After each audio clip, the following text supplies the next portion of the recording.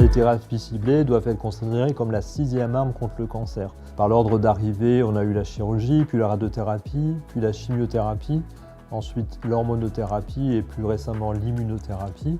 La thérapie ciblée est donc considérée comme la 6e arme contre le cancer. La thérapie ciblée a permis d'avoir une nouvelle approche pour le traitement des tumeurs. Elle va lutter pas directement contre la cellule cancéreuse comme les autres armes, notamment la chirurgie, on enlève la tumeur, la radiothérapie, on détruit les cellules cancéreuses, la chimiothérapie, on les empêche de se multiplier. Là, on va agir sur ce qu'on appelle le micro-environnement cellulaire.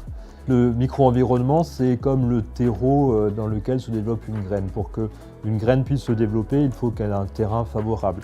Eh bien, les cellules cancéreuses ne peuvent pas se développer s'il n'y a pas un micro-environnement favorable. Ce micro-environnement est constitué à la fois de vaisseaux sanguins qui vont apporter la nourriture et l'énergie nécessaires pour que les cellules se multiplient et continuent à se fabriquer. Parallèlement, l'organisme va lutter contre le développement des tumeurs en essayant de se barricader, en envoyant des soldats blancs, des globules blancs qui vont contenir les cellules cancéreuses. Les thérapies ciblées n'agissent pas directement sur les cellules cancéreuses, mais vont empêcher le terreau d'être fertile. Notamment, par exemple, en empêchant les vaisseaux sanguins de se développer. S'il n'y a pas de vaisseaux sanguins, pas d'énergie, pas de développement des cellules cancéreuses.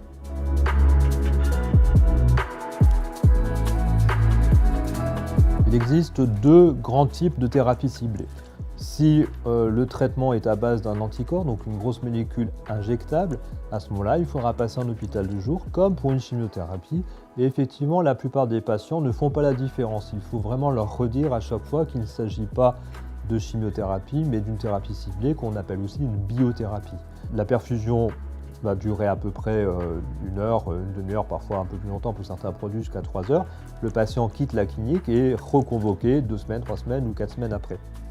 À côté de cela, les petites molécules, elles vont être prescrites par une ordonnance. Donc je fais l'ordonnance que je vais remettre au patient. Sur cette ordonnance, il y a marqué le nom de la molécule, il y a marqué le nombre de comprimés qu'il faut prendre par jour, la durée du traitement. Et ça, c'est un point qui est essentiel parce que beaucoup de ces thérapies orales ne se prennent pas en continu, mais vont se prendre 2 semaines sur 3, 3 semaines sur 4, parfois 4 semaines sur 4. Donc ça, il faut veiller à ce que le patient ait bien compris et le patient va aller avec cette ordonnance chez son pharmacien habituel, chez son pharmacien de quartier qui va lui délivrer le médicament. Et le pharmacien a une obligation de faire une consultation pharmaceutique pour vérifier que le patient a bien compris les modalités de prise du médicament et les effets secondaires. Il faut savoir que c'est des médicaments qui coûtent très cher et donc il est très important de gérer aussi la délivrance du médicament parce qu'il ne faut pas que le patient aille de lui-même redemander un renouvellement de molécules parce que si la boîte sort de la pharmacie, eh bien c'est une boîte perdue et c'est dommage de mettre 2 000 à 3 000 € à la poubelle.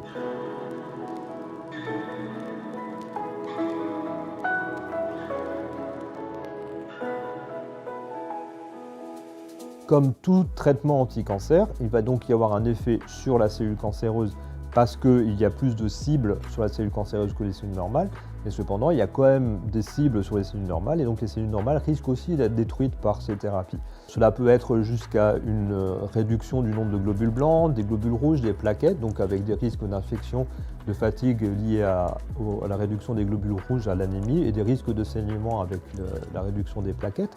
Ça peut être des nausées, des vomissements, comme pour la chimiothérapie, parce que ces thérapies ciblées vont également agir sur les cellules normales de l'estomac, de l'intestin. Ce qu'on constate le plus fréquemment, ce sont des effets un peu chroniques, comme des problèmes au niveau de la peau, avec notamment des folliculites, c'est-à-dire de l'acné. Ça ressemble à l'acné juvénile, la sécheresse de la peau, des risques de crevasses au niveau des doigts, ou à l'intérieur de la bouche, ça s'appelle une mucite, et puis souvent des diarrhées. Donc encore une fois, le message important, c'est pas parce que c'est des comprimés, c'est pas parce que c'est des thérapies ciblées qu'il n'y a pas d'effets secondaires. Et une différence essentielle, c'est que les effets secondaires sont peut-être de ce qu'on appelle nous de plus bas grade, sont moins intenses, mais sont quotidiens. Donc il faut absolument que le patient puisse indiquer ce qu'il ressent afin que le cancérologue puisse lui proposer des soins de support adaptés que ce soit des médicaments pour lutter contre les effets secondaires ou des thérapies non médicamenteuses comme on le fait dans les équipes de soins de support à l'heure actuelle.